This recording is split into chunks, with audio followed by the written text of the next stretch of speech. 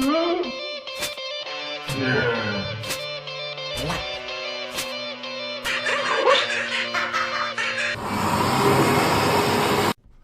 welcome back to another Don't Starve tier list. I have just collected every single possible boss in Don't Starve Together, and I'm not- wait, hang on a minute, where's Daywalker? There, I can't remember. Alright, now I've collected every boss in Don't Starve Together, and I'm going to be ranking all of them today. This time for the boss tier list, this is how it's gonna work. There are many bosses in Don't Starve, and as you've witnessed from my OP series, some of them have super useful gear, whereas others have complete and utter garbage. And for that reason, this tier list will be measured on a single trait. Worth. How worth is it to fight these bosses given their difficulty compared to the actual loot they drop? Why I'm doing worth is because we already have kind of reached consensus when it comes to boss difficulty in Don't Starve, and we already all mostly have opinions already set on the gear they drop as well. If we were basing the bosses based off of nothing more than difficulty, it would look something like this. With that being said, let's begin. Starting out, both Treeguards and their Shipwrecked variant, Palm Treeguards, are going straight into S tier. Treeguards are without a doubt one of the easiest bosses in the entire game, and they can be killed with little to no preparation on the player's part. And on top of that, they drop a fairly high value and useful material, living logs, that can be both made into various ancient tools or used for magic items if you're a Harry Potter kid. You think kids raised on Harry Potter?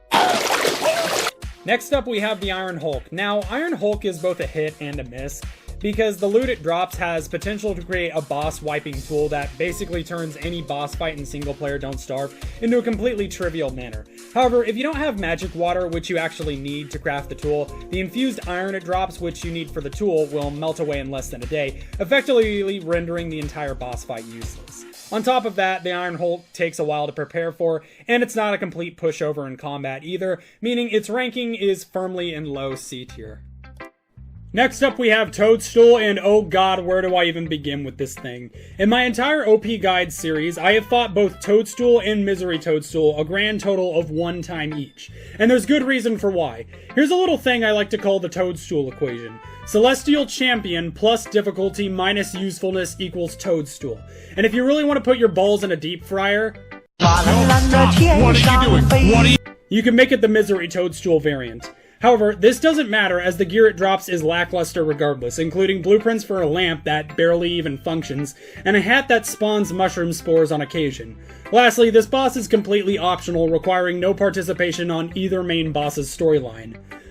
Misery. It certainly was. I hate her! I hate you, Shinji! I hate every— Both belong firmly in F tier. Next up, Dragonfly. Now, as little as I showcase this on my channel, because 80% of the time when I'm killing Dragonfly, it's usually for testing the abilities of other items or ideas, and I'm just slaying her for shits and giggles. But the gear Dragonfly drops is actually pretty good. She drops scales to make a furnace, which functions as a permanent heating, cooking, and light source. She also drops several gems, including the brighter, higher tier gems, such as orange gems, yellow gems, and green gems. She does take a fair amount of resources, requiring the player to build a wall, and depending on how well you kite, you'll also need a fair amount of armor and healing items. But other than that, she's a very worthwhile fight and belongs in A tier. Alright, next up we have Bearger. Now, Bearger as a boss is probably the most dangerous fight of the 4 seasonal DST bosses. Bearger is tied for the most health, he moves the fastest, and will destroy the most stuff out of the 4 seasonal bosses, which still isn't a very hard fight compared to other bosses. Keep in mind though that as long as you do not aggro him, the Bearger is passive and thus optional. However, if Bearger spawns near your buildings, he is hostile towards your buildings, and will tear apart your entire base if you have B boxes or food stored in chests, including you to get to them.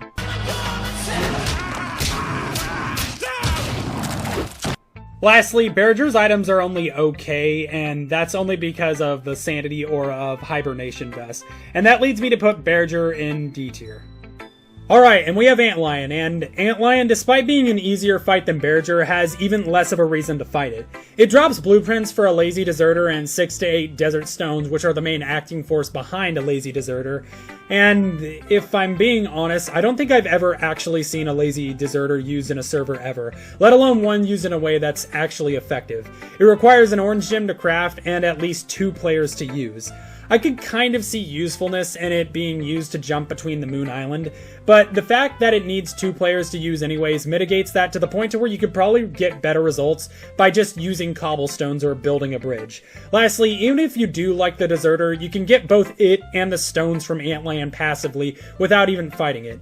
This pushes Antlion into the negatives by a very large margin. F tier. Alright, next up we have the Sealnado. And Sealnado has a very comfortable spot in B tier. That's due to the fact that, although it is a fair fight in Shipwrecked, it can be easily stomped with Primeapes, and even if you don't have access to minion spam, you can still fight it fairly well with just a few cutlasses and some armor.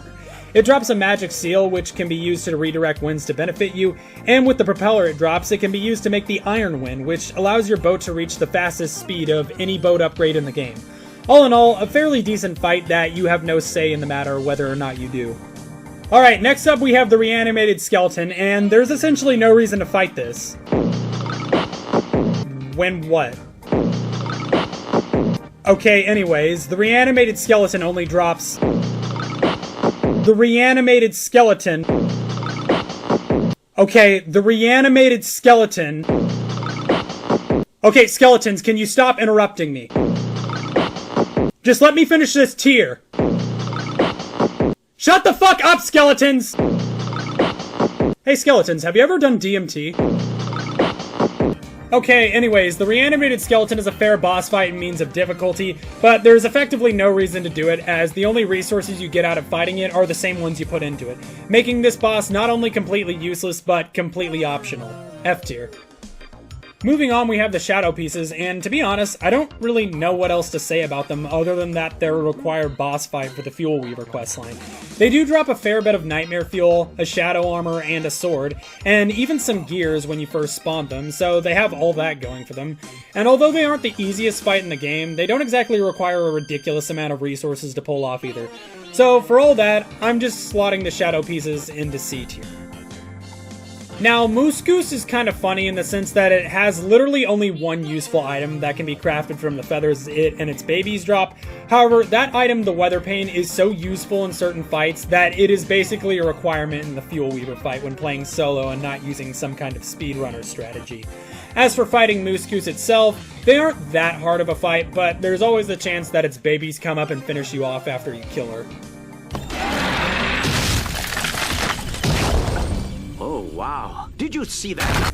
For the Weather Pane item and not being too hard of a fight, plus there's plenty of them in spring, Goose deserves B tier. Next up we have Retinazor and Spazmatism. The twins, and it's kind of strange as on one hand they drop a shield that can be used both as a weapon and an armor that you can refuel with rotten food that effectively makes it good forever. However, at the same time, it's a more aggressive boss fight requiring either double speed or teleporting and or a pan flute to do without losing a large amount of armor and healing yourself. They also drop a few useful goodies too in the form of gears and gems.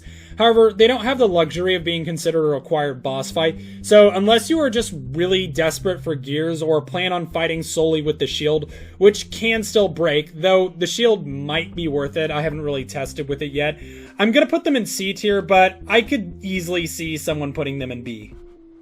Continuing on, we have Deerclops, and we're actually going to do both Deerclops and Tigershark at once, as they both have a similar gear purpose. And that gear's purpose is a hat capable of completely ignoring their respective rainy seasons. Tigershark has potential to drop 2 of these, and also has some other useful drops, and in single player, Deerclops is the easier fight. The umbrella hats, however, alone make the 2 boss fights more than worth the effort to do, simply to get through the nonsense of spring easily. And Tigershark becomes an even simpler fight so long as you fight it on land. Just for allowing the player to drink a big bottle of Ignore the Rain juice, both of them are deserving of S tier. Continuing on, we have the newest addition to our little fun and games, Daywalker, or the Nightmare Werepig.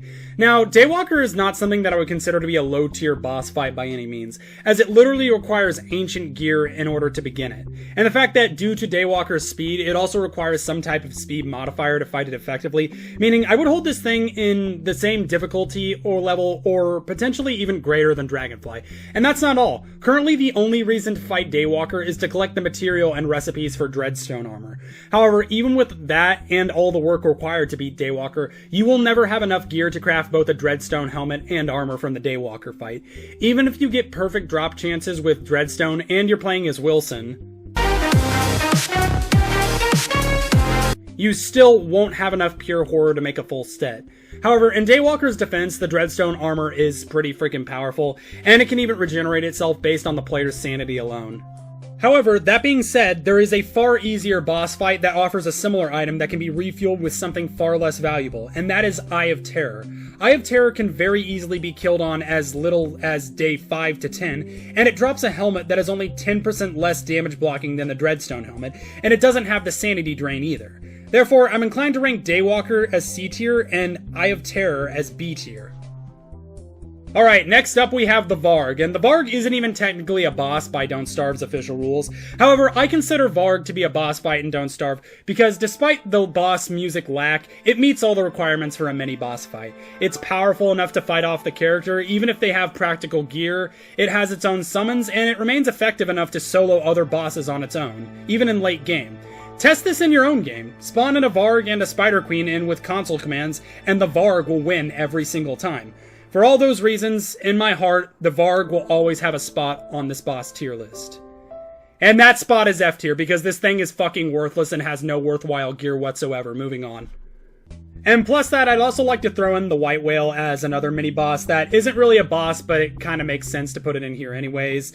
The White Whale is not that hard of a fight in any sense, and has a guaranteed chance to drop a harpoon, which is a pretty good weapon for the 10 times you can use it, and some other randomly mildly useful gear. For that reason, I'm popping it in the bottom of B tier. Welcome. Alright, B-Queen. B-Queen is a fight that every character with the exception of Maxwell has to set aside a bunch of time and spend making gear and collecting allies for the sole purpose of killing her. B-Queen is one of the hardest surface boss fights in the game and requires a large amount of resources and or player teamwork to take out. And many people think that because of this, that B-Queen will be going down low on the tier list for that. However, you are wrong because the B-Queen's items that they drop is 100% worth the effort. Literally everything that B-Queen drops is useful and remains useful the moment you kill her till the end of your time. The B-Queen crown reverses negative sanity auras, the bundling wrap blueprint, which is shared by all players in the server, allows you to keep food fresh and efficiently store items for as long as you want, and the jelly beans remain an effective healing source to any character that isn't Wormwood or Wanda. The only doubting question you will have after killing B-Queen is how you should split the jelly beans. Among Us! Because of all these reasons, B-Queen is going at the bottom of S tier for being one of the most worthwhile boss fights in the game. Spider Queen. Now, Spider Queen is overall a self-explanatory C tier. Why she's C tier is because ever since Weber popped into existence, the Spider Queen crown hasn't really been seen as anything useful, other than a temporary farming tool for spiders you are too lazy to kill without it. Secondly, the hat only lasts 2 minutes regardless. The queen does, however, drop spider eggs, which is reason enough to kill her, especially if you're farming spiders. However, you can easily get one from breaking a tier 3 den without the queen ever even spawning. On the other hand, if you are Weber, spawning and or fighting Spider Queen to get to the nurse spider is probably worthwhile for you to do, even though you technically don't need to kill her. Lastly, the Spider Queen isn't that hard of a fight regardless, so C tier. Queen Womant. So the thing about Queen Womant is that she actually drops a crown that is an infinite durability sanity restoring hat that can be given to the Pig Queen for tools to leave Hamlet. She's also not that bad of a boss fight in regards of difficulty either. The worst she will do if you properly wall off her arena is deafen you to the point of insanity. I just want to listen to your music.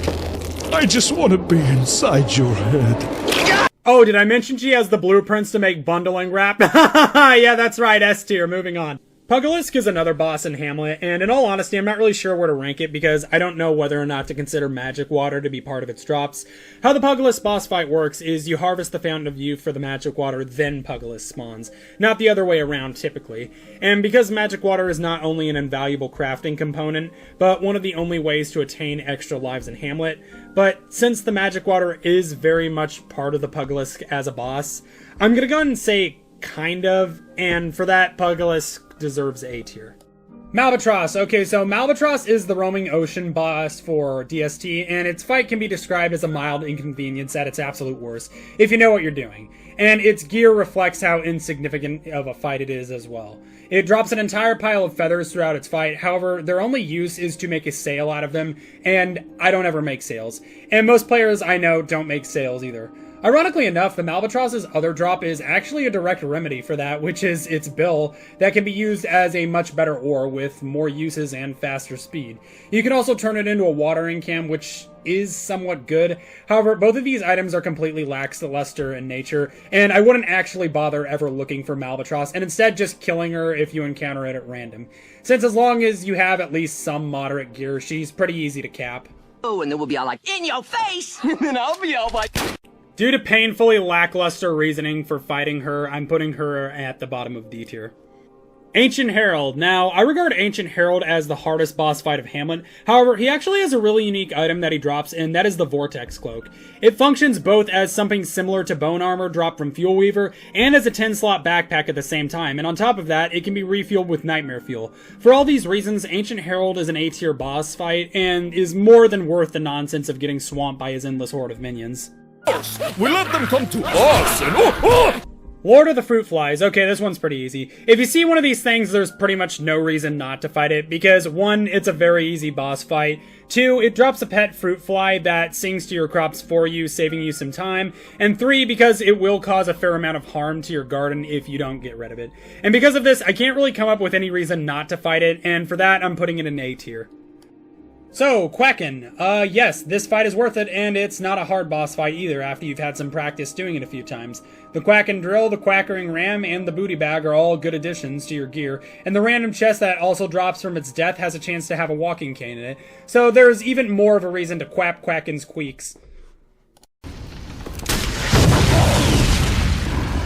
Quacken is a B tier boss fight. Now, most people would consider Crab King, goddammit Quacken, get out of my head, to be F tier due to the sheer difficulty of the boss fight, and I actually hold a different sentiment simply due to the fact that you can cheese the fight with bees or spiders. Crab King does still have the Trident, which is a semi-decent fishing tool in its drop list, plus the fact that it's a required boss fight for the Celestial Champion. Other than that, it doesn't change the fact that the boss requires up to 9 gems in order to even function, and a large amount of resources to do the fight regardless, which puts Crab King firmly at the bottom of D tier.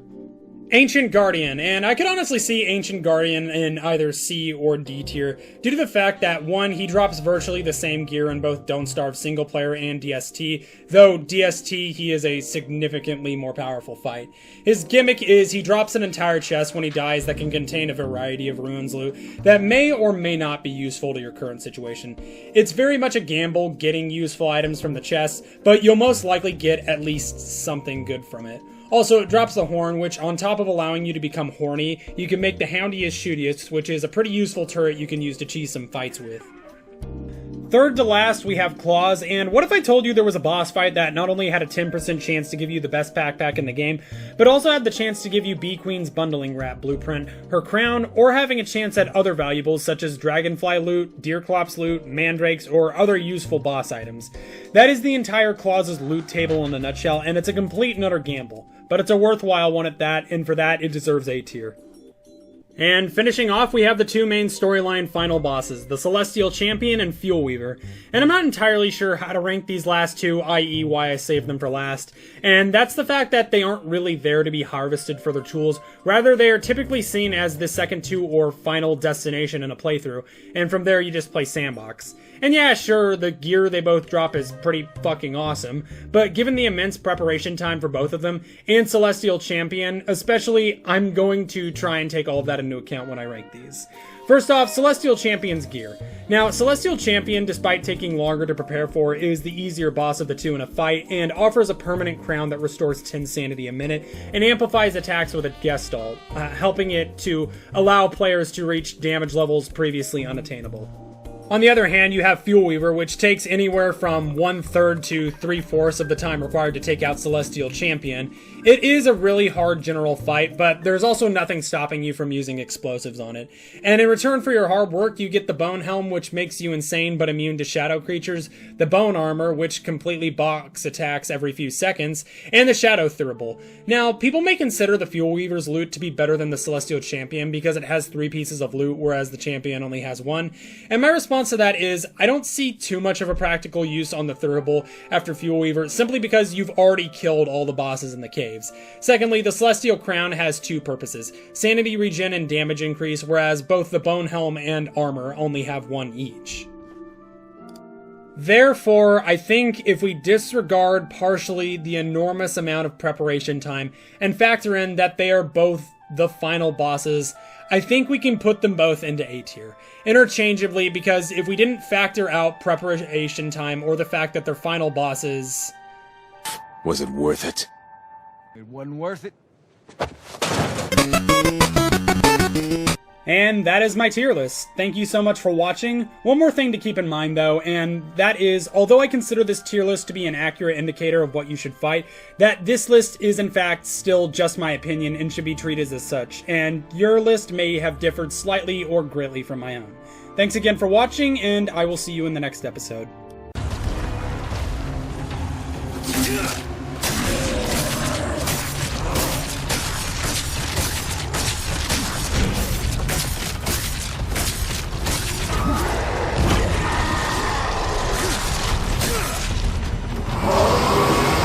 I'm making the Handdryer a reoccurring character now.